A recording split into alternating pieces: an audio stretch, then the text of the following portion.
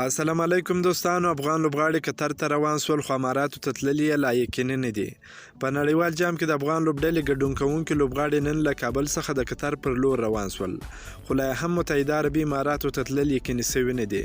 ویډیو تر اخره را سره وګورئ. که په دې چینل کې نوی یاست افغان خوشحال یوټیوب چینل هم در سره سبسکرایب کړئ.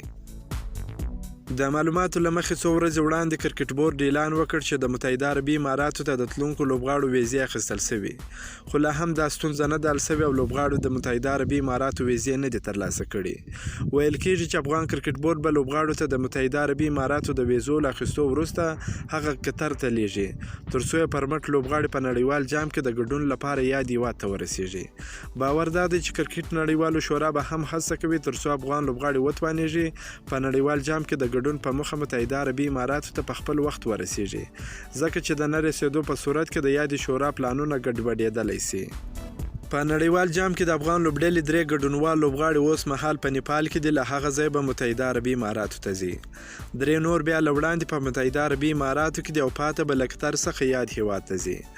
دا ویلو ده چې تر دې مهاله کرکټ بورډ له لورې نړیوال جام ته د کرکټ نړیوالو شورا له لورې غوښتونکي 15 کسیز سکواډ هم نه دی اعلان سوی او نن یو شمېر داسې لوبغاړي له لوبډلې سره ولېږدول سول چې نه خو په هڅل سکواډ کې دي او نه هم په احتیاطي لوبغاړو کې شامل ول.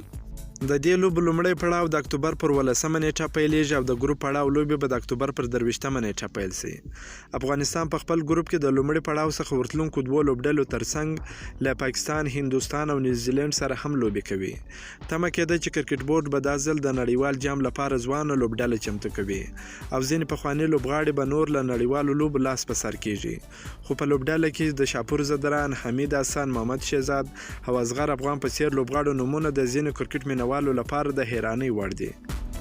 افغان کرکټ ملي لوبډله په 2019 کال کې په انګلستان 500 ورځې نړیوال جام کې ښونه لوبېده او خپلې ټولې لوبې یې بایلولې خو په 100 ورځې سیالیو کې بیا د افغان ملي لوبډلې ریکارډ نسبته ښه دی او افغان مینوال هم دا ځل تمه لري چې ملي لوبډله به تر پخوا ښه وځلیږي. که مو ویډیو خوښه سوې ویډیو در سره لایک کړئ. که په دې چینل کې نوی یاست د چینل هم در سره سبسکرایب کړئ. د نور تازه معلوماتو لپاره هم زموږ سره اوسئ. تر بلې ویډیو پورې د الله په امان.